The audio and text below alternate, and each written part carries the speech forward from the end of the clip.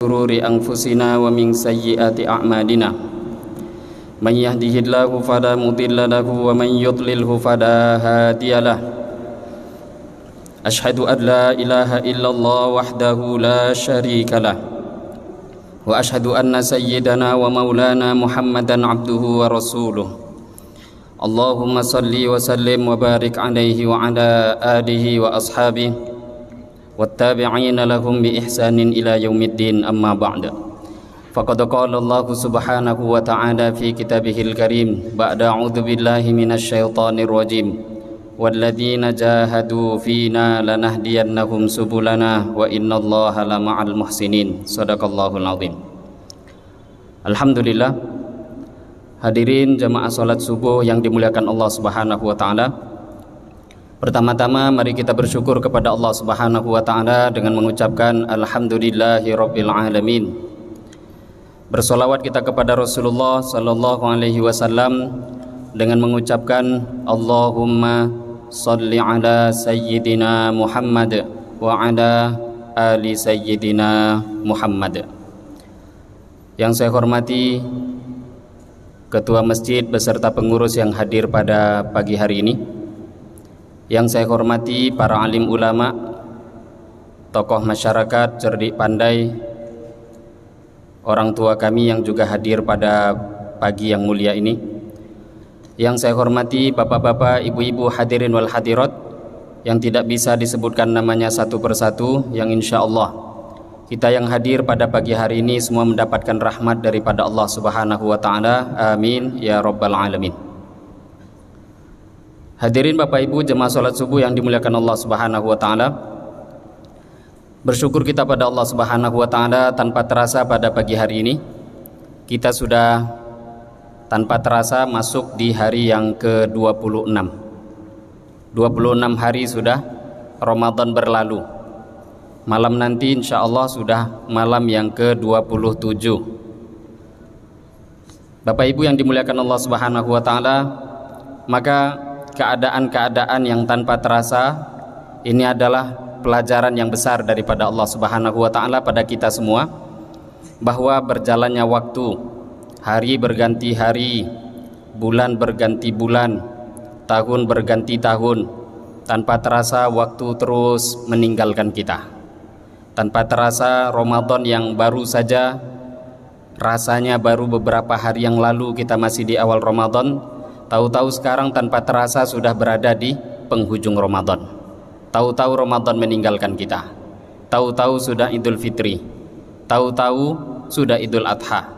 Tahu-tahu, kata para ulama, begitulah kehidupan. Tahu-tahu kita tidur. Tahu-tahu bangun dari tidur kita sudah sampai di kubur kita. Maka Bapak Ibu yang mulia, ini pelajaran daripada Allah Subhanahu wa taala kepada kita semua, bahwa kita dihantar oleh Allah Subhanahu wa taala ke dunia ini dalam satu perjalanan. Kita berada dalam satu perjalanan. Nabi sallallahu alaihi wasallam mengatakan, hiduplah kamu di dunia seperti musafir. Kita ini sedang berjalan. Namanya orang sedang berjalan itu Bapak Ibu yang mulia, mungkin ada singgah sebentar. Singgah, kalau kita sedang naik mobil, kendaraan umum, naik kereta api, singgah namanya di satu tempat di stasiun. Maka kalau kita singgah di stasiun bagaimana? Singgah itu nggak akan mungkin kita di sana membeli hal-hal yang terlalu banyak, nggak akan mungkin. Naik kereta api, singgah di satu tempat stasiun. Maka kita kalau ada keperluan kita beli, itu pun sesuai keperluan. Air minum sesuai keperluan, makanan sesuai keperluan, barang-barang sesuai keperluan. Kenapa? Ini singgah. Bukannya nggak boleh belanja, belanja silahkan. Tapi akan diingatkan oleh orang-orang yang mimpin jemaah, mimpin rombongannya, orang tua yang ada di jemaah itu, di rombongan tadi akan mengingatkan, jangan beli banyak-banyak, secukupnya. Kenapa? Ini singgah. Kita mau perjalanan yang panjang. Di stasiun ini sebentar saja, kesusahan malah bawa barang banyak. Maka orang yang pintar perjalanan seperti itu, singgah di satu stasiun, dia akan ambil keperluan secukupnya, kemudian dia akan melanjutkan perjalanan. Dia tidak mau begitu banyak barang-barang yang akhirnya nanti akan menyusahkan dia di perjalanan sampai nanti di tempat tujuan. Hadirin Bapak Ibu yang mulia, maka begitulah kita. Kita ini manusia dihantar oleh Allah Subhanahu wa taala ke dunia ini. Kita dalam perjalanan. Perjalanan kita memang sudah jauh. Dimulai daripada alam roh, dalam perut ibu kita. Sekarang kita berada di stasiun setelahnya. Ini namanya sekarang stasiun dunia. Dan nanti kita mau ndak mau, suka ndak suka, rela ndak rela, akan dihantar ke stasiun setelahnya, namanya alam kubur, barzakh. Maka orang yang cerdas, orang yang pintar, tentu dia berada di stasiun dunia ini bukannya tidak boleh. Keperluan-keperluan kita itu ada, boleh gunakan sesuai dengan keperluan. Ambil, cari keperluan, ambil, cari barang yang sesuai dengan keperluan, tetapi jangan terlena. Kita punya satu tujuan, ada arah, dan arah kita itu kalau kita salah, resikonya bukan sehari, 2 hari, sebulan, 2 bulan, setahun, 2 tahun, tidak. Kalau kita beruntung, resikonya bahagia selama-lamanya tanpa ada batas akhirnya. Kalau kita ini tidak hati-hati, resikonya celaka, habis-habisan, tidak ada batas akhirnya. Maka pada kesempatan pagi hari ini, mari kita meluruskan niat kita lagi. Ramadan yang agung masih ada sisa beberapa hari di depan kita. Masih ada malam ke-27, malam ke-28, malam ke-29, insya Allah masih ada malam ke-30. Kita nggak tahu di malam-malam Lailatul Qadar. Memang itu anugerah Allah. Allah Subhanahu wa taala sembunyikan itu adalah anugerah. Karena seumpama kalau kita tahu, orang-orang yang seperti kita yang imannya lemah itu diberitahu, maka nanti akan bangunnya cuma di waktu itu saja. Selepas itu dia nggak akan mau lagi beribadah. Maka anugerah Allah, Allah tutup, Allah sembunyikan malam Lailatul Qadar, sehingga kita terus habis-habisan usaha untuk mengisi malam-malam Ramadan, bahkan juga siang-siangnya Ramadan. Al-Imam Asy-Syafi'i rahimahullah ta'ala, beliau mengatakan, saya menyukai, mensunnahkan seseorang menghidupkan siang hari Ramadan sama dia dengan menghidupkan malam harinya Ramadan. Begitu juga kata Imam Syafi'i, malam Lailatul Qadar hidupkan. Aku suka seseorang menghidupkan siangnya Lailatul Qadar sama dengan malamnya Lailatul Qadar. Karena siang malam ini tidak bisa dipisahkan. Hari itu ya, nggak cuma malam. Kalau dikatakan malam Jumat akan ada siang Jumat. Kalau ada malam Lailatul Qadar akan ada juga siang Lailatul Qadar. Maka mari kita manfaatkan.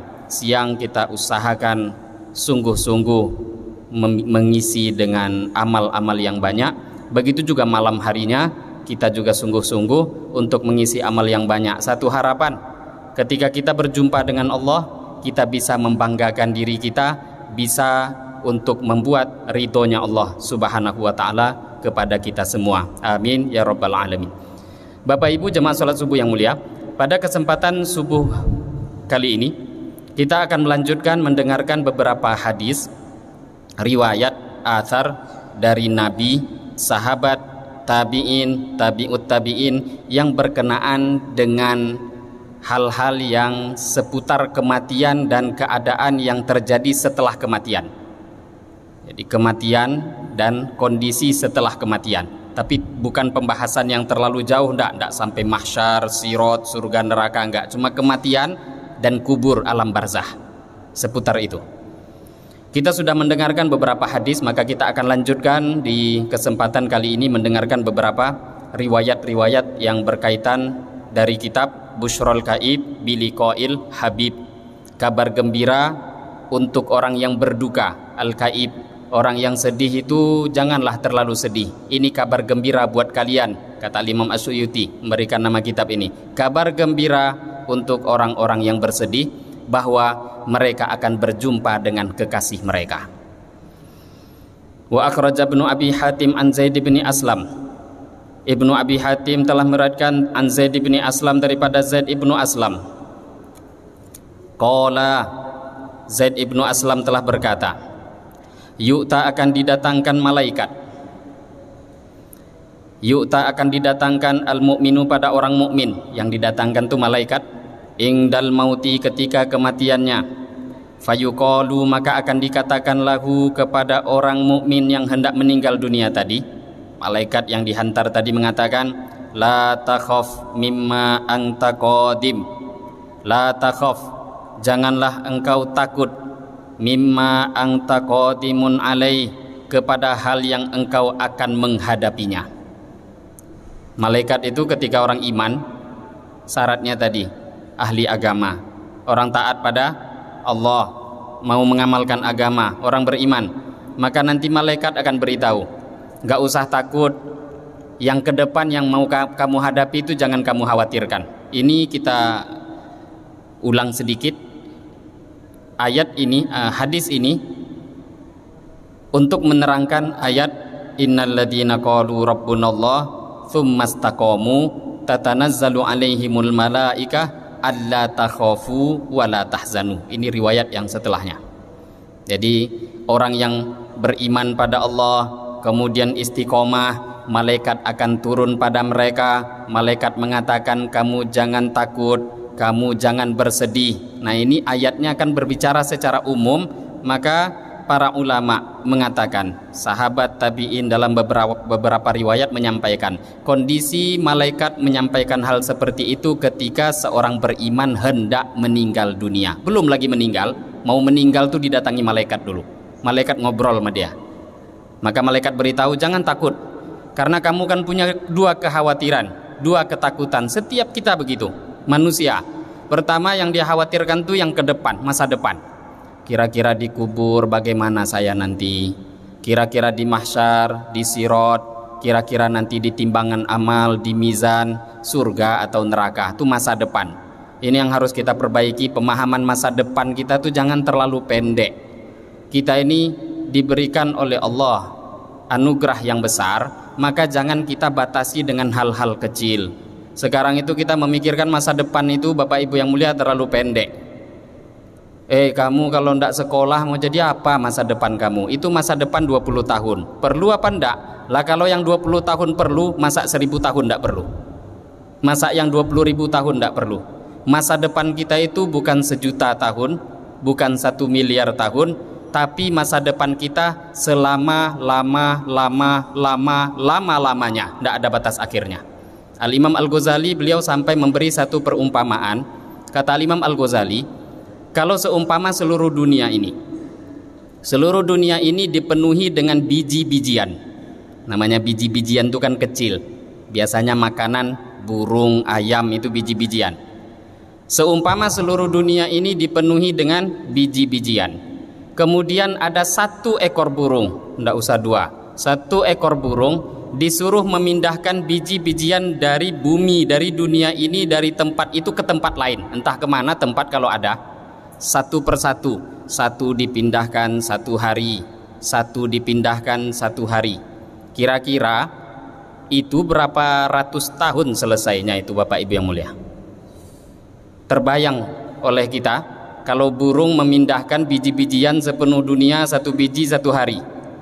Kira-kira berapa ratus tahun selesainya?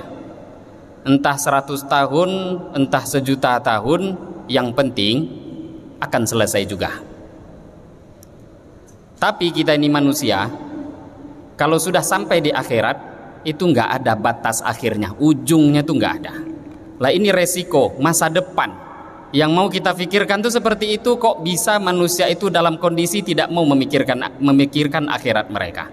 Maka Imam Ahmad rahimahullah ta'ala beliau sampai mengatakan, malaikat itu heran melihat manusia. Kata Imam Ahmad, malaikat tuh heran ini manusia. Kata malaikat, tengok mereka, di atas mereka itu, di atas langit yang ke-7 sana Allah siapkan surga. Di bawah sana, di bawah bumi yang ke-7 Allah siapkan neraka untuk mereka.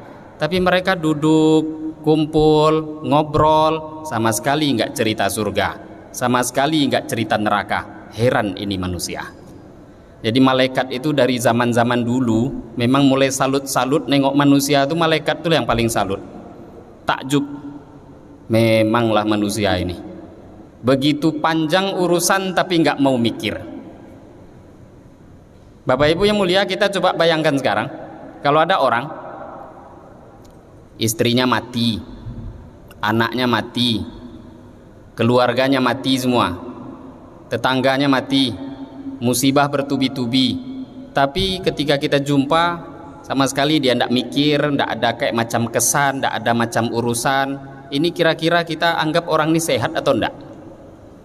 Ini kita akan katakan ini orang nggak sehat nih, banyak masalah, banyak mati istrinya, mati keluarganya, mati anaknya, macam tidak punya masalah.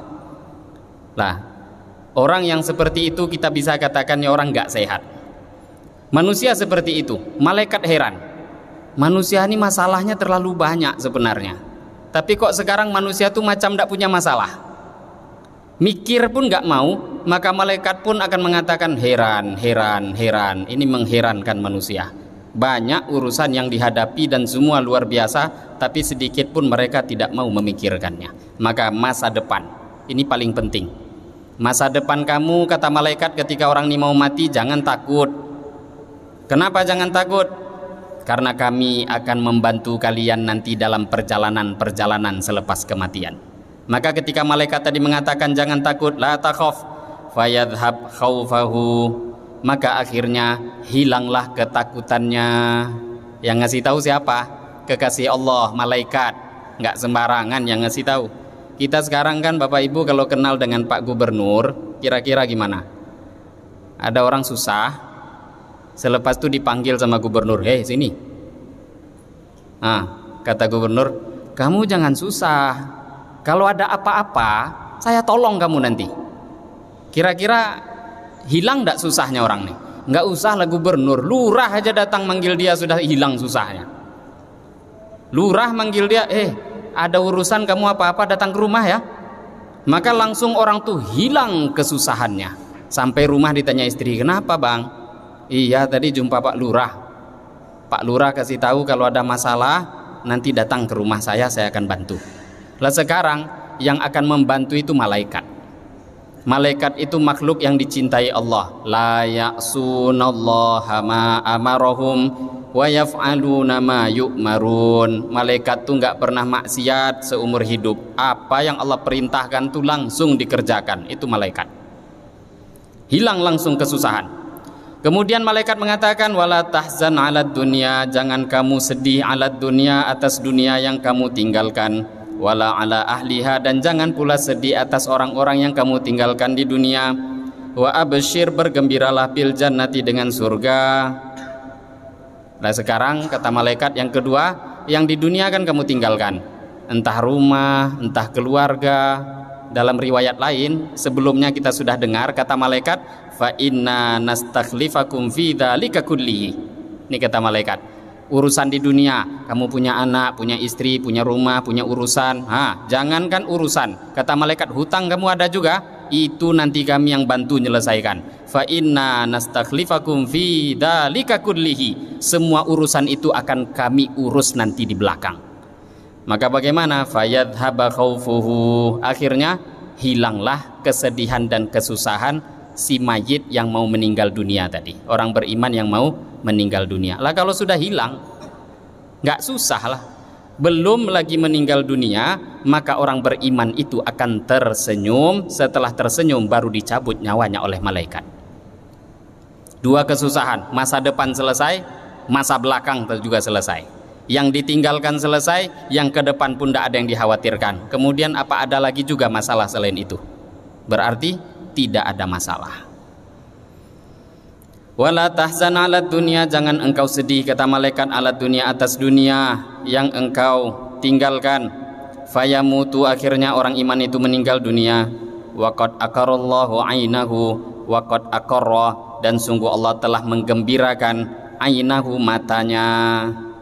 Wa akhraja Ibnu Abi Hatim, Ibnu Abi Hatim juga meriwayatkan anil Hasan, daripada Al Hasan, annahu, sesungguhnya Al Hasan, su'ila, beliau ditanya, an qaulihi ta'ala, mengenai firman Allah Ta'ala, ya ayyatuhan nafsul mutmainnah irji'i ila rabbiki radiyatan mardiyah. Ya ayyatuhan nafsu, wahai jiwa, al mutmainnatu, yang tenang, irji'i, kembalilah engkau, ila rabbiki, kepada Tuhanmu, radiyatan, dalam keadaan diridhoi. Mengenai ayat ini Al Hasan ditanya, maka beliau pun menjawab, qala innallaha, sesungguhnya Allah, idza arada, ketika Allah menghendaki, qabda ruhi abdihi, untuk mencabut roh hambanya al mukmin yang beriman, yatma'annat, maka roh itu akan menjadi tenang, ilallahi, kepada Allah Ta'ala, watma'annallahu ilaiha, Allah pun tenang, maknanya di sini ridho, Allah pun ridho, ilaiha, kepada jiwa, kepada roh tadi. Jadi disampaikan kepada mayatnya orang beriman. Akhirnya jiwa orang beriman itu menjadi tenang. Ketika mereka tenang, senang berjumpa dengan Allah, maka Allah pun juga ridho dan suka untuk berjumpa dengan dia. Ridho dan suka berjumpa dengan dia. Wa qala al-Baihaqi, Al-Imam Al-Baihaqi mengatakan fil Masyakhah Al-Baghdadiyah, dalam Al-Masyakhah Al-Baghdadiyah, Al-Imam Al-Baihaqi mengatakan, sami'tu Aba Sa'id, aku mendengar Abu Sa'id wal Hasan ibni Ali dan Al-Hasan ibnu Ali Al-Wa'id, yang memiliki gelar Al-Wa'id. Hasan ibnu Ali memiliki gelar Al-Wa'id. Al-Wa'id itu orang yang pandai memberi nasihat orang lain, ahli hikmah, pandai menasihati orang, ahli memberi nasihat. Yaqulu, telah berkata Al-Hasan ibnu Ali, sami'tu, aku telah mendengar Muhammad ibnu Hasan Al-Wa'id, aku telah mendengar Muhammad ibnu Hasan Al-Wa'id yang juga ahli memberikan nasihat. Yaqulu, telah berkata Muhammad ibnu Hasan Al-Wa'id, sami'tu, aku telah mendengar abi ayahku yaqulu, beliau telah berkata, ra'aitu, aku telah membaca fi ba'dil kutub, di sebahagian kitab, annallaha, sesungguhnya Allah Ta'ala, yudhiru, Allah akan menampakkan, ala kaffi malakil maut, Allah akan menampakkan di telapak tangannya malaikat maut, bismillahirrahmanirrahim, di telapak tangannya malaikat maut itu ada tulisan bismillahirrahmanirrahim, bikhatin, dengan tulisan minan nuri, yang terbuat daripada nur.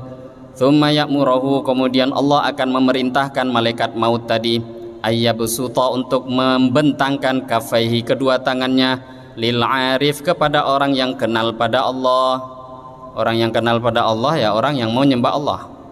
Jadi kata Imam Al-Baihaqi dalam riwayatnya bahwa Allah menampakkan di tangannya malaikat maut, di sana ada tulisan bismillahirrahmanirrahim, yang mana tulisan itu terbuat daripada nur. Dan Allah perintahkan pada malaikat maut bahwa tulisan itu akan bisa dilihat oleh orang-orang yang taat pada Allah Subhanahu wa Ta'ala. Fi waktu wafatihi, Allah memerintahkan untuk menampakkannya di waktu wafatnya orang iman tadi. Fayuriyahu tilkal kitabah, maka malaikat maut pun akan menampakkan tulisan tadi. Fa idza ra'atha, maka ketika orang beriman melihat tulisan tersebut, fa idza ra'atha, maka ketika melihat tulisan tersebut, ruhul arif, rohnya orang yang kenal pada Allah, torat, maka roh itu akan terbang, ilaihi, menuju tulisan tadi, fi asra'in, lebih cepat, min tarfatil ain, daripada kedipan mata. Jadi orang beriman itu kalau sudah dipanggil Allah itu nggak mau lambat-lambat. Kalau orang yang mereka ini tidak beriman, maka mereka minta akhirkan, nggak mau, nggak siap. Tapi kalau orang beriman nggak mau lama-lama, karena dunia ini tempat susah. Ini bukan bab bunuh diri, ndak. Ini ceritanya sudut pandang kematian untuk orang beriman. Mandang kematian itu dengan kacamatanya Rasulullah, seperti inilah kematian. Maka jangan heran kita ketika melihat orang soleh itu nggak ada yang takut mati. Kenapa? Memang kacamata mereka dengan kita beda. Kacamata mereka itu adalah iman seperti apa yang disampaikan oleh Rasulullah. Kematian itu nggak seperti yang kita lihat, nggak. Kalau kematian itu kita fahami seperti yang kita lihat dengan mata kepala kita, tidak berguna kita jadi orang beriman.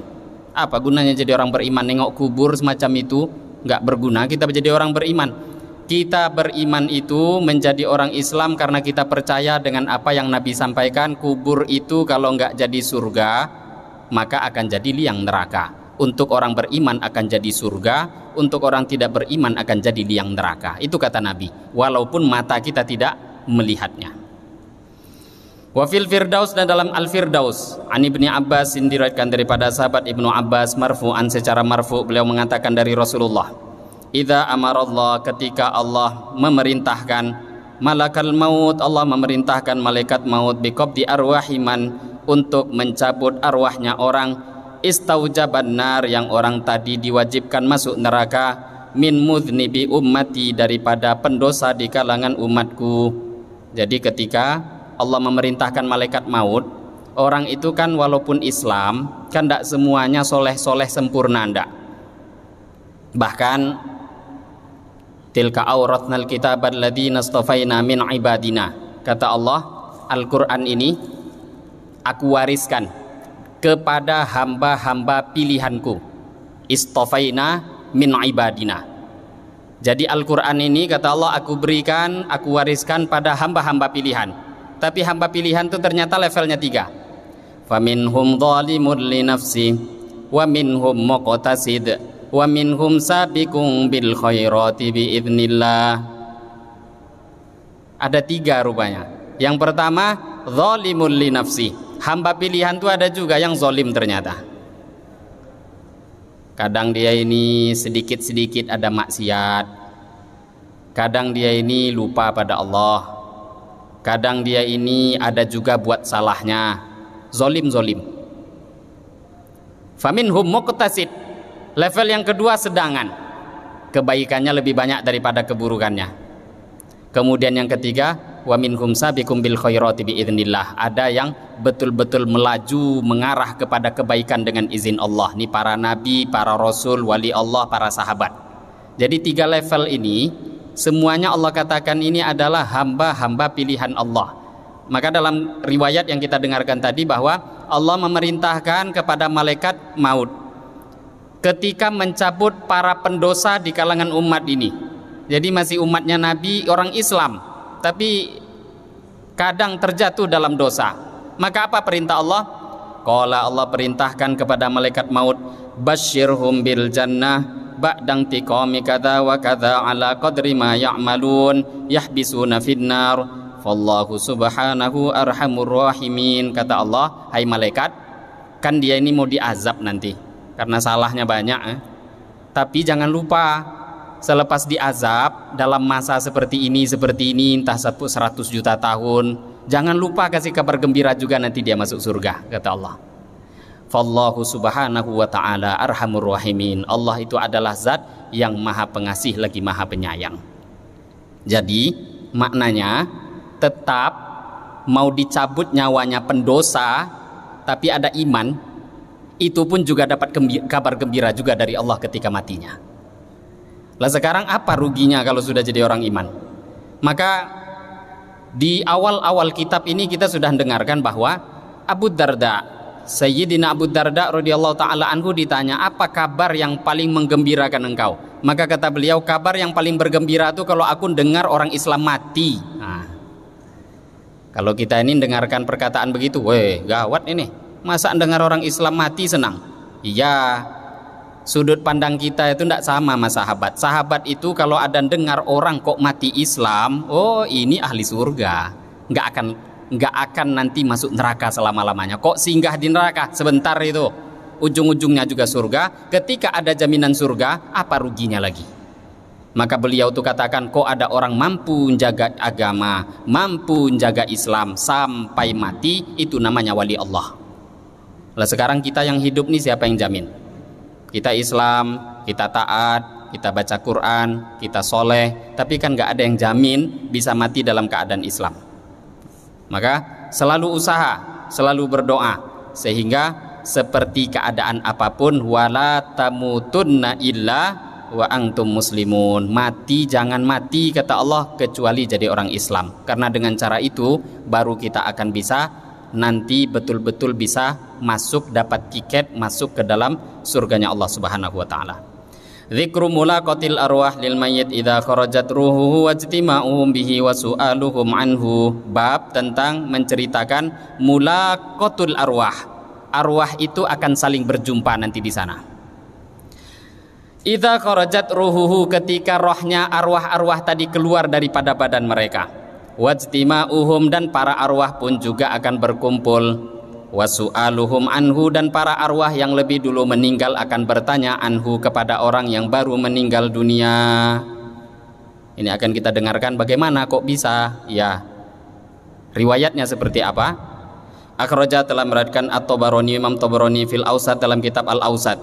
An Abi Ayyub Al-Ansari, daripada Abu Ayyub Al-Ansari, daripada Sayyidina Abu Ayyub Al-Ansari radhiyallahu anhu, anna Rasulullah, sesungguhnya Rasulullah sallallahu alaihi wasallam, qala, Nabi telah bersabda, inna nafsal mu'min, sesungguhnya nyawa orang beriman, idza qubidat, apabila telah dicabut, talaqqaha, maka akan menyambut dia ahlur rahmati, orang-orang Islam, min ibadillahi, daripada hamba-hamba Allah Ta'ala, kama yalqaunal bashir, sebagaimana menyambutnya al-bashir, kama yalqauna, sebagaimana orang-orang tadi menyambut al-bashiru, orang yang datang untuk memberi kabar gembira, min ahli dunia, daripada penduduk dunia. Kita ini di dunia itu biasanya kalau sedang kumpul keluarga, nanti kan ada keluarga kita 1-2 orang sedang pergi bekerja, ngambil uang, entah apa itu, kita akan datang nunggu di rumah kabar gembira dia. Ikut THR tibo, katanya. Kan nunggu di rumah kan. Maka orang-orang yang meninggal dunia lebih duluan dari orang beriman tuh gitu juga, mau dengar kabar, ini ada saudara kita yang baru meninggal ini. Nunggu kabar gembira ada dari mereka nanti. Seperti itu Nabi memberikan perumpamaan. Kata Nabi, mereka juga menunggu kabar gembira, menunggu kabar-kabar orang yang baru datang dari dunia. Wa yaquluna, maka orang-orang yang sudah meninggal dunia lebih dulu mengatakan, ungzuru, kalian perhatikanlah, lihatlah sahibukum, kepada kawan kalian yang baru meninggal dunia, yastarihu, biarlah dia istirahat dulu. Biar istirahat dulu, kata kawan. Ini baru dari Jakarta, ini jangan diganggu. Biar dulu, istirahat dulu sebentar. Kenapa? Fa innahu, karena sesungguhnya dia kana fi karbin syadid, baru saja melewati kesusahan yang sangat parah. Jadi dunia ini, kata orang ahli iman itu kesusahan parah. Macam musafir, ini baru perjalanan jauh, jangan diganggu dulu, biar istirahat dulu. Yastarihu fa innahu min karbin syadid, istirahat, biarkan dia dulu, karena ini baru lewat dari satu kesusahan yang sangat parah. Tsumma yas'alunahu ma fa'ala fulan. Udah selesai istirahat baru dia nanya. Yas'alunahu, orang-orang yang sudah meninggal dunia yang lebih dulu tadi bertanya pada si mayit tadi, ma fa'ala fulan, kawan saya di dunia si fulan apa kerjanya sekarang? Ada lagi pertanyaan lanjutan. Wa fulanatun tazawwajat, wa fulanah, si fulanah itu tazawwajat, udah kawin belum? Ini kata para ulama, ini biasanya pertanyaannya si suami ini yang meninggal duluan. Istri saya tuh udah kawin lagi ya? Di sini bahasanya untuk laki-laki. Wa fulanah, si fulanah tuh tazawwajat, udah nikah. Jadi cinta mati itu bohong aja itu. Sehidup semati. Kalau sudah mati lupa. Manusia itu memang diciptakan Allah anugerah, namanya lupa itu anugerah. Coba Bapak Ibu yang mulia bayangkan kalau kita ini punya masalah tidak lupa-lupa, kan masalah, bahaya itu. Maka ketika ada satu orang wanita, ketika dia baru meninggal anaknya, kemudian menangis di kubur, Nabi lewat tapi nggak sadar itu Nabi, dia nggak kenal, entah karena terlalu besarnya masalah. Maka kata Nabi, isbiri, sabar, harap pahala dari Allah. Tapi ini karena memang nggak sabar jawab, kamu nggak tahu orang punya masalah, coba kalau kamu kena masalah. Padahal itu Nabi. Maka waktu itu orang yang nengok negur, itu Nabi tadi itu. Maka baru sadar. Ketika sadar maka dia kejar Nabi, datang ke rumah Nabi, ketok pintu. Dia nggak jumpai, dalam hadis itu Nabi nggak punya bawab, Nabi itu nggak punya satpam, penjaga, bodyguard, nggak ada. Nabi nggak seperti itu. Maka ketika itu jumpa Nabi, mengatakan, ya Rasulullah, saya nggak tahu itu tadi Tuhan, maka sekarang saya sabar. Kata Nabi, nggak bisa. As-sabru inda sadmatil ula, sabar itu pada waktu pukulan yang pertama, kejadian pertama itu sabar. Kalau sudah lewat waktu 5 menit, 20 menit, 1 hari, orang itu siapapun akan sabar dengan sendirinya. Maknanya Allah berikan sifat lupa pada manusia. Kalau udah lupa apa lagi masalah? Maka sebenarnya kan masalah itu sudahlah, masalah ini tidak akan ada habis-habisnya di dunia. Lupa kan itu hilang sendiri. Jadi kalau ada orang yang seperti itu, macam tadi, tazawwajat fulanah, istri saya yang saya tinggal itu udah kawin lagi ya, maka si mayit akan ngabari, oh alah, harta ada dibagi juga malah. Wa akhraja, dan telah meriwayatkan Al-Bazzar bi sanadin sahih, dengan sanad yang sahih, an Nabi Hurairah, daripada sahabat Abu Hurairah, dari Sayyidina Abu Hurairah, yarfa'uhu, beliau memarfu'kannya, mengatakan dari Nabi, innal mu'min, ini hadis Nabi berarti, innal mu'min, sesungguhnya orang beriman, idza nazala bihil maut, ketika telah datang kepadanya kematian. Orang beriman ketika datang kematian padanya, wa yu'ayinu ma yu'ayinu, dan ketika telah ditampakkan kepada dia apa yang seharusnya tampak. Sekarang ini nggak nampak. Nah, sekarang nggak nampak. Jadi ada hal-hal yang seharusnya nampak tapi nggak nampak sekarang. Malaikat nggak nampak, pahala nggak nampak. Coba kita baca subhanallah, duduk dalam kajian ilmu, sekarang apa pahalanya? Nggak nampak. Kata Nabi, siapa yang duduk di masjid zikir, ndak bicara yang buruk sampai terbit matahari, kemudian selepas itu dia sholat sunnah 2 rakaat, maka dapat pahala haji umroh sempurna, haji umroh sempurna, haji umroh sempurna. Ndak nampak.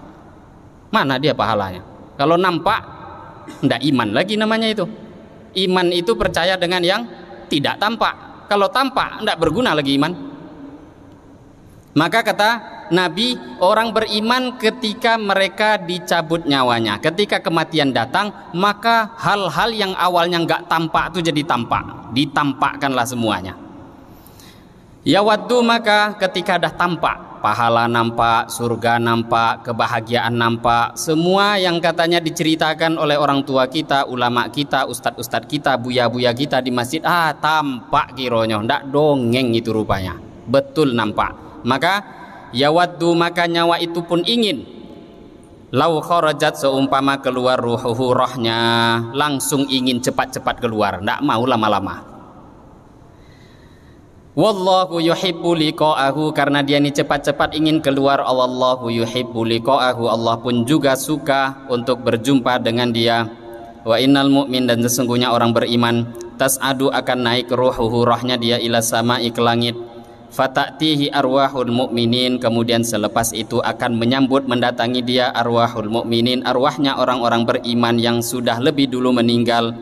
Fayastakbirunahu, maka baru kemudian orang-orang yang lebih duluan meninggal tadi bertanya kabar pada dia, an ma'arifihim, kepada kenalan-kenalan mereka di dunia, min ahlid dunia, daripada penduduk dunia. Ini sesuai dengan judul bab tadi. Jadi tetap akan naik ke langit, sampai di langit jumpa sama kawan-kawan lama. Bahkan kata para ulama, bukan para ulama, hadis yang lain, ini hadis yang lanjutannya, bukan kawan lama saja. Siapa saja yang akan bertanya, orang-orang beriman yang kita jumpai itu siapa? Apakah cuma kawan? Akhraja Ahmad, Imam Ahmad mengatakan, akhraja, telah meriwayatkan Ahmad ibnu Abdillah, Ahmad ibnu Abdillah, bukan Imam Ahmad ya, Ahmad ibnu Abdillah ibnu Amr, sahabat.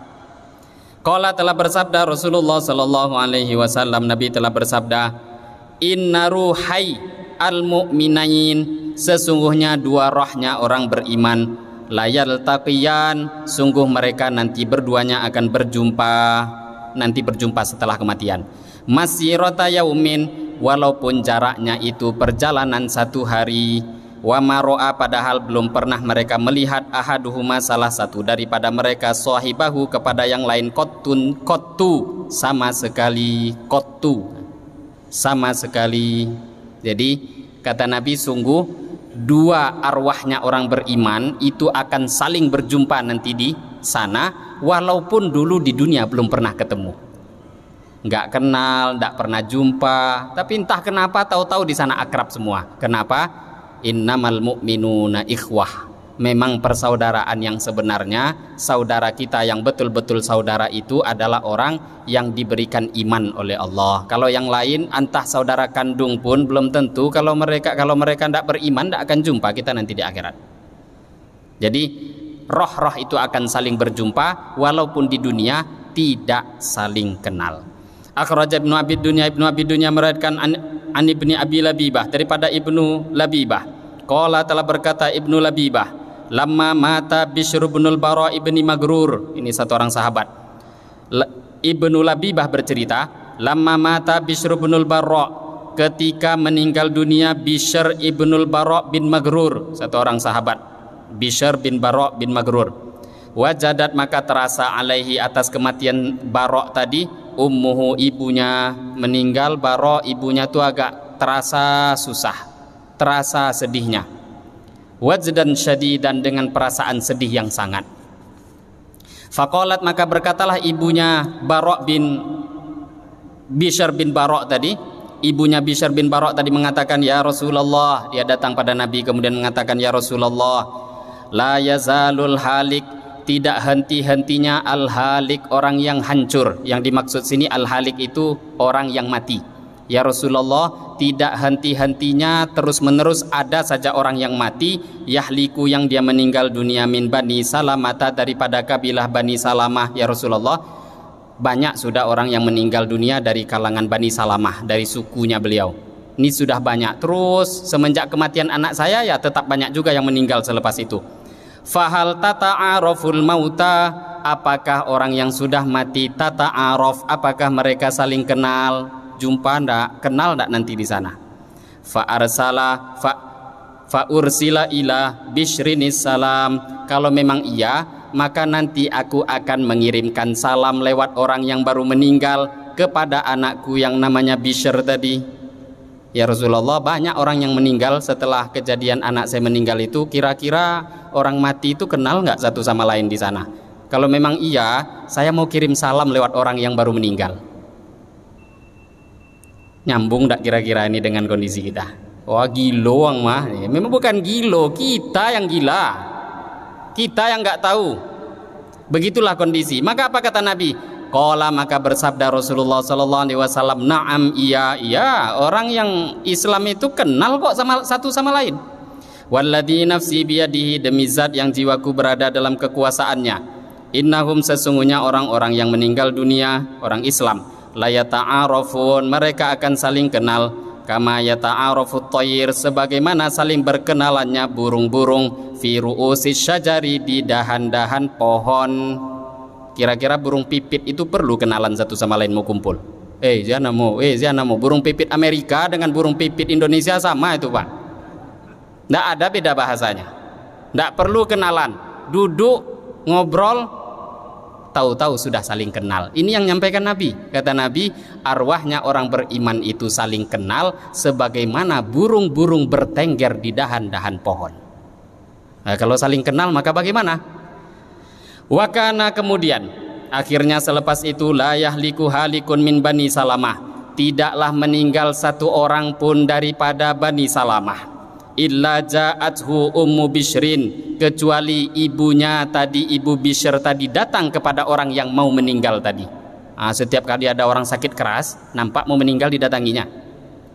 Faqalat, maka ibunya Bishr tadi mengatakan, ya fulan, wahai fulan, alaikas salam, semoga Allah memberikan keselamatan pada engkau. Ini assalamualaikum. Fulan, assalamualaikum, kata ibu Bishr. Fayaqulu, maka berkatalah orang yang mau meninggal tadi, wa alaiki salam, ya semoga salam juga keselamatan untuk engkau. Fatakulu, maka berkatalah ibunya Bishr, iqra ala Bishrinis salam, saya minta tolong sampaikan salamku kepada anakku nanti di sana. Kenapa dia berani begitu? Karena memang dari Nabi sudah ngasih tahu begitu. Maka ini memang kondisi yang tidak akan bisa kita fahami kecuali dengan kacamata iman. Al-Imam As-Suyuti rahimahullah ta'ala sering diulang-ulang sama beliau di akhir kitab. Dan ini insya Allah di Ramadan kan kitab kajian terakhir ini.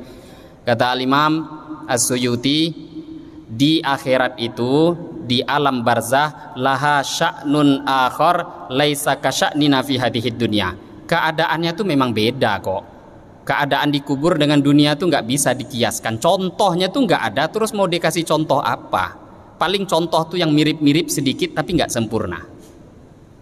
Begitulah kondisi di sana. Bahkan nanti di dalam riwayat di belakang itu ada dua orang sahabat sedang berkumpul.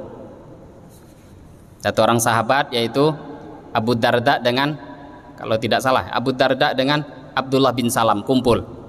Maka ketika mereka berjumpa, kata satu orang sahabat kepada Abu Darda tadi, kepada Abdullah bin Salam tadi, kalau kamu mati duluan, tolong kabari ya ke saya. Kalau saya mati duluan, nanti saya akan beri kabar pada kamu. Maka Abdullah bin Salam mengatakan, wah masa iya? Apakah bisa saling bisa mengabari kita itu nanti kalau meninggal dunia? Oh iya, kata beliau. Orang Islam, orang beriman itu akan bisa saling memberi kabar nanti walaupun mereka sudah meninggal dunia.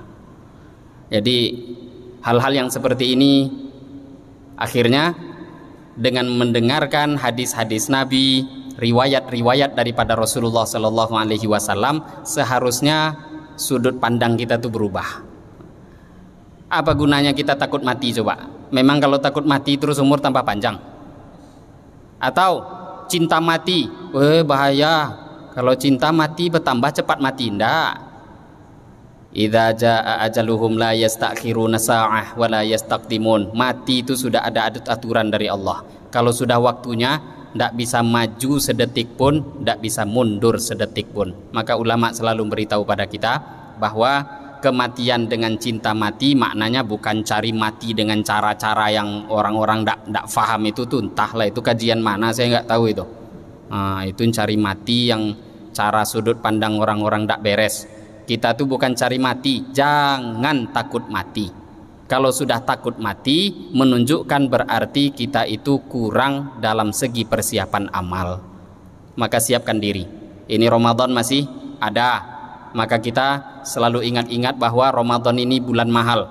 Siapkan kematian itu caranya kapan? Paling tepat itu bulan Ramadan. Kadang Bapak Ibu yang mulia, ini kan hari sekarang Sabtu, kemarin hari Jumat, itu khotbah beberapa orang khotib itu kadang kurang pas. Memberikan tema itu adalah bagaimana kita menjalankan, meneruskan apa-apa yang dibuat setelah Ramadan. Ini bukannya salah, ndak. Kita masih ada di Ramadan. Kenapa kok pembahasannya macam Ramadan dah lewat? Padahal Ramadan itu jangankan 3 hari, jangankan 3 hari, jangankan sehari, 1 menit saja mahal. Lah sekarang 1 menit kalau masih ada Ramadan, jangan bahas selain bab Ramadan. Seolah-olah orang tuh nanti nggak berguna lagi. Udah, ini dah lewat, udahlah, dah lewat. Ini kan macam tidak tahu harganya bulan Ramadan. Lah kalau seorang yang dikatakan Ustadz tidak tahu harganya Ramadan, terus orang awam bisa paham harganya Ramadan. Ramadan ini mahal. Banyak ulama mengatakan Lailatul Qadar malam 27, Lailatul Qadar malam 29. Maknanya terus masih akan ada kesempatan. Bahkan seumpama Ramadan itu pun dah lewat, ada satu malam namanya Lailatul Jaizah, malam penerimaan gaji. THR kita kan uang. Lailatul Jaizah dalam hadis itu apa? Malam Idul Fitri. Waktu itu akan dibagi. Apa yang mau dibagi? Tapi sayangnya malam Idul Fitri itu masjid paling kosong seluruh dunia. Tengoklah yang rajin-rajin pun dia datang, kalau sudah malam takbiran tuh kosong. Entah kenapa masjid kosong. Bahkan sholat maghrib cuma imam, satu lagi garim, imam, muazin. Kalau di sini ada imam beda, ada muazin beda, ada bilal beda. Kalau masjid-masjid lain rangkap jabatan itu. Dia yang azan, dia yang qomat, dia yang imam. Itu Lailatul Jaizah, akhirnya THR diborong sama imam semuanya. Maka ini sudah nggak Ramadan, tapi kata Nabi dalam satu hadis, man ahya lailatayil aidain ahyallahu qalbahu yauma tamutul qulub. Siapa yang menghidupkan 2 malam hari raya, Idul Fitri malamnya dia hidupkan, Idul Adha malamnya dia hidupkan, maka Allah akan hidupkan hatinya dikala hati manusia dalam keadaan mati. Kapan hati manusia itu mati? Di akhirat itu banyak. Kalau sudah di akhirat hati kita hidup, maknanya kita itu ahli surga. Nah, untuk urusan itu saja nggak dibahas, udah sampai saja selesai Ramadan. Maka ini kesempatan tuh masih ada terus. Nggak ada cerita terlambat tuh, nggak ada. Sekarang waktu pun masih luas, waktu pun masih banyak, maka mari kita manfaatkan sebaik mungkin. Dan juga jangan lupa ngajak orang sekitar kita, istri, anak, keluarga, tetangga, siapapun. Ini yang dibuat Nabi, wa aiqadha ahlahu. Nabi itu bukan cuma tahajud sendiri, sholat malam sendiri, enggak, itu enggak sifat Nabi itu. Keluarga juga diberitahu. anak juga dibangunkan, bukan diberitahu ai qadha, membangunkan anak, membangunkan istri untuk cari malam Lailatul Qadar. Jadi alhamdulillah Bapak Ibu yang mulia, ini mungkin yang kita bisa dengarkan beberapa riwayat tentang hal-hal yang dijumpai oleh orang-orang iman selepas kematian mereka. Itulah kabar-kabar gembira yang diberitahukan oleh Rasulullah Shallallahu Alaihi Wasallam kepada kita semua. Semoga dari beberapa hadis, riwayat, athar yang kita dengarkan bisa kita ambil pelajaran dan kita bawa dalam kehidupan sehari-hari, dan untuk mudahnya kita ngamalkan juga dakwahkan, sampaikan pada orang lain apa yang kita dengarkan. Sebelum kita tutup, mungkin ada yang hendak bertanya? Silakan, Pak. Bismillahirrahmanirrahim. Pertanyaan ini tentang kisah yang terjadi atau kejadian yang sering terjadi. Kejadian ini biasanya di kampung-kampung banyak terjadi, tapi kalau di kota ini saya tengok tidak ada lagi.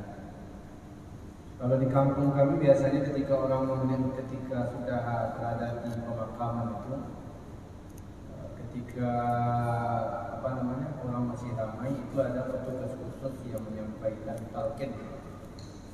Di dalam talqin itu ada bacaan-bacaan khusus apabila nanti datang dua malaikat kepada engkau, maka katakanlah, kalau dia bertanya siapa Tuhanmu, maka jawablah.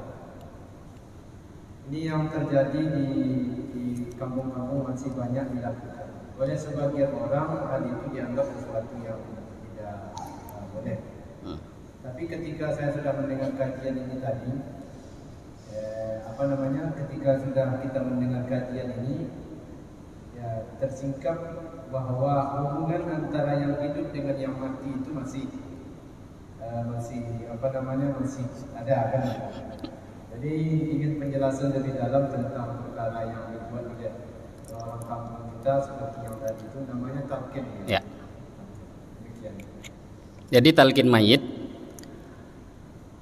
sebenarnya kita tinggal mau percaya ikut siapa kan begitu. Para ulama banyak, diantaranya Imam An-Nawawi.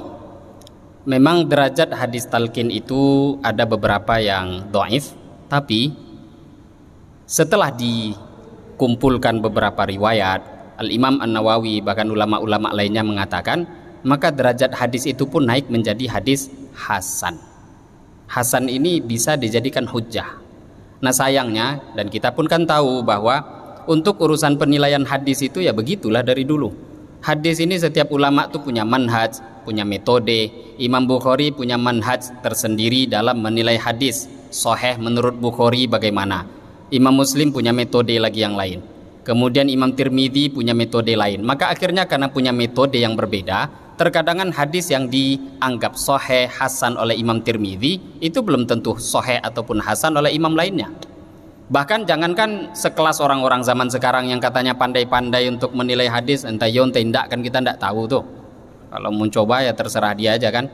Betul apa enggak mau meletakkan sejajar dengan para imam itu.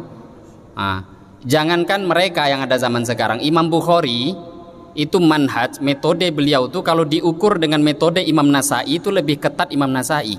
Akhirnya nanti kalau mengukur hadis, menilai itu dengan metode Imam Nasai, banyak hadis Imam Bukhari itu yang jadi dhaif. Lah itu urusan dhaif dhaif itu seperti itu. Maka tadi kalau orang yang sudah sekelas Al-Imam An-Nawawi yang sudah diakui keilmuannya dalam bidang hadis, dalam bidang fikih, beliau itu muhadditsul fuqaha wa faqihul muhadditsin. Jarang ada orang bisa mengumpulkan ini. Ada orang tuh cuma muhadditsin, ahli hadis, tapi nanti kalau giliran untuk hukum fikih itu agak lemah, bukan nggak tahu. Atau ada orang yang faqih sibuk dalam pembahasan hukum, akhirnya nanti dia ini agak kurang biasanya dalam bidang hadisnya, sehingga nanti kurang teliti dalam meriwayatkan hadis. Entah hadis itu kadang agak palsu-palsu itu masuk juga dalam kitabnya. Kenapa? Ini hanya faqih, yang di situ hanya muhadditsin. Imam Nawawi mengumpulkan keduanya, muhadditsul fuqaha wa faqihul muhadditsin. Beliau tuh ahli fikihnya para muhadditsin dan ahli hadisnya para ahli fikih. Lah beliau sudah meneliti, kemudian beliau katakan hadis ini bisa diamalkan. dikumpulkan ternyata naik derajatnya. Nah sekarang seumpama ini, kalaupun dhaif, seumpama itu pun bisa diamalkan. Cuma sayangnya beberapa kawan-kawan yang menggunakan metode berbeda, diantaranya kelompok kawan-kawan dari madhab Wahabi. Nah ini mereka nggak terima. Ya memang sudut pandang berbeda. Sudut pandang berbeda dalam menilai hadis. Lah yang penting kita nih jelas, ada ulama yang betul-betul kita akui keilmuannya, memang sudah meneliti hadis contoh talqin itu derajatnya saking bisa banyaknya itu naik kepada derajat hasan. Dan banyak ini buku-buku. Kalau Bapak Ibu agak kesulitan baca buku bahasa Arab, yang bahasa Indonesia pun banyak. Buku bahasa Indonesia pun banyak. Kalau yang agak-agak lama yang masih dipakai para ulama kita sekarang tuh ada judul buku namanya 40 Masalah Agama Kiai Haji Sirojudin Abbas. Nah itu ada tuh pembahasan judul tersendiri talqin mayit. Kalau nggak salah tuan guru kita UAS juga ada itu dalam bukunya. Ada ya? Ah itu saya lupa. Coba kalau ada itu misalkan ditengok di 37 masalah populer Anda nggak? Ah di situ tengok bagaimana dalilnya. Maka kita ini seperti tadi riwayat-riwayat yang kita dengarkan, memang hubungan antara orang hidup dengan orang mati itu nggak terputus. Mereka pun mendengarkan. Jangankan dikubur, riwayat nanti di depan banyak nanti yang disampaikan oleh Nabi, orang itu baru saja meninggal, baru dia meninggal kemudian dimandikan, itu rohnya ada di samping. Kemudian ketika rohnya berada di samping, layunashiduhu, maka roh ini pun minta untuk bersumpah atas nama Allah. Wahai yang mandikan saya, tolong pelan-pelan. Wahai yang mandikan saya, gosoknya jangan keras-keras. Wahai yang memandikan saya, itu ada. Jangankan dikubur, masih di dunia pun mereka tahu keadaan di sekitar. Hanya saja kita yang nggak tahu keadaan mereka.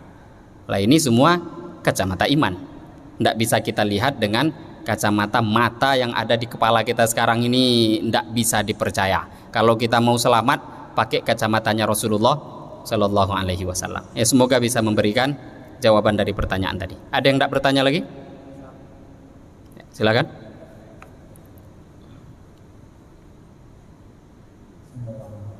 Mengenai sakaratul maut, apakah orang beriman itu merasakan pedihnya sakaratul maut? Ya. Sakaratul maut itu adalah 1000 tugasan pedang. Ada juga pendapat yang lain, ketika Nabi Yusuf dilihat oleh wanita-wanita pada saat itu tidak merasakan teririsnya tangan ketika tampan Yusuf itu melihat mereka. Itu menandakan bahwasanya ketika kita ditampakkan suatu kebesaran Allah, kita tidak merasakan apapun. Jadi dua analogi tersebut gimana Pak Ustaz? Nah itu bertanya dan jawab langsung sendiri namanya itu. Nah, jadi banyak riwayat. Memang dalam satu sisi Nabi Shallallahu Alaihi Wasallam memberitahu bahwa sakaratul maut itu ada. Maksudnya bukan macam azab ya. Beratnya sakaratul maut itu ada. Bahkan yang mulia baginda Muhammad Shallallahu Alaihi Wasallam, beliau pun sebelum meninggal dunia itu sampai berkeringat. Berat dan ada. Tapi kondisi-kondisi itu semua tentu dilihat dengan hadis-hadis yang lain. Susah. Tapi ternyata kegembiraannya jauh-jauh lebih banyak diberikan oleh Allah. Akhirnya yang sakit itu macam tadi, jadi hilang rasanya. Jadi hilang. Bahkan saya juga lupa apakah hadis itu sudah kita lewati ataukah ada di pembahasan yang di depan, saya lupa. Ini tadi cerita pembahasan sakaratul maut. Tapi ada nanti pembahasan masuk kubur. Dalam satu riwayat bahwa semua orang yang meninggal dunia itu akan dihimpit oleh kubur. Jadi nggak ada yang selamat dari himpitan kubur, entah beriman ataupun tidak beriman. Itu entah terlewat sebelumnya sudah kita baca ataupun belum. Lah ini kan jadi bingung. Kalau kita beriman kena himpit juga nih bagaimana? Wah kan gawat itu. Maka riwayat, dalam satu riwayat, dalam athar diterangkan, himpitan untuk orang beriman dengan himpitan untuk orang kafir, orang ahli maksiat beda. Fa innat turab ummul insan. Tanah itu adalah ibunya manusia. Kita ini diciptakan dari tanah. Maka kata yang mulia baginda Muhammad SAW, karena tanah itu ibu kita. Ibu itu kalau jumpa anak tuh biasanya meluk, sayang kali. Nah, himpitan kubur untuk orang beriman seperti pelukan seorang ibu kepada anaknya. Jadi ngimpit beda rasanya. Macam tadi, sakit, katanya sakit itu sudut pandang, itulah tadi kacamata. Dari mana mau nengok? Dan ini bukan akal-akalan, enggak. Dalam kitab ini, cuma saya lupa tadi awal tadi akhir. Kalau ya sudah di awal berarti sudah kita bahas di pembahasan sebelumnya. Kalau enggak ya berarti ada di pembahasan di setelahnya. Jadi himpitan untuk orang beriman itu memang ada. Tapi yang mengherankannya, ada beberapa ulama yang mengatakan hadis itu dhaif. Mereka katakan, enggak, kami tidak mau nerima. Tapi kata Imam As-Suyuti, ya salah, orang ada kok jawabannya. Kenapa dinafikan itu himpitan? Himpitan itu bukan dihimpit seperti berhimpitnya tulang-tulang rusuknya orang yang tidak beriman. Himpitan orang beriman adalah pelukan seorang ibu kepada anaknya. Lah kalau dipeluk itu gimana rasanya? Yang meluk itu ibunya. Nah, ini satu contoh sudut pandang yang kurang lebih dalam kondisi sakaratul maut dan keadaan-keadaan lainnya. Semoga bisa memberikan jawaban. Ada yang tidak bertanya lagi? Saya kira cukup. Jam 6:23 ini sudah bisa kita mengerjakan sholat sunnah isyraq ataupun duha. Demikian Bapak Ibu yang mulia yang bisa kita bahas, kita dengarkan pada pagi hari ini. Yang benar datang daripada Allah, lebih kurangnya saya mohon maaf. Wabillahi taufiq wal hidayah. Wassalamualaikum warahmatullahi wabarakatuh.